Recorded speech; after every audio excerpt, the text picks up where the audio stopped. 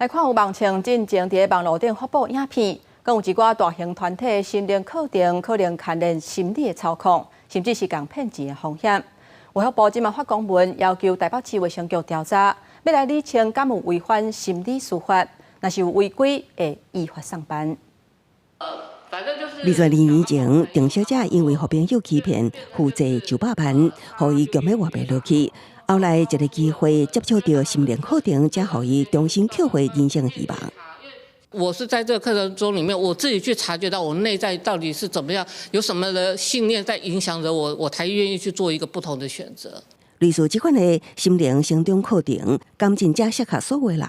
有名网青顶日发布影片，彻底分析。大型团体意识训练 LGAT 也出其中可能涉及的心理操控甲财务风险，引起社会关注。有网友发现，这个课程机构的设定负责人持有资深心理师执照，而且甲真侪企业、张老师基金会甲公部门拢有合作。本部已先行于系统注记暂停判案给林玉成评核委员，待相关争议查证后，再评估是否派案。对此，张老师基金会发声明表示，已经启动调查，了解事件全部的情形。卫福部17也正式发函，和台北市卫生局要求调查 LGAT 课程内容，敢是涉及违反心理司法。不得以不正当的方法来招揽业务。针对 LGAT 这个课程的一个内容，台北市政府卫生局已经启动了行政调查的一个程序。卫生局强调，依据心理司法规定，心理师的业务范围包括心理咨商甲心理治疗等，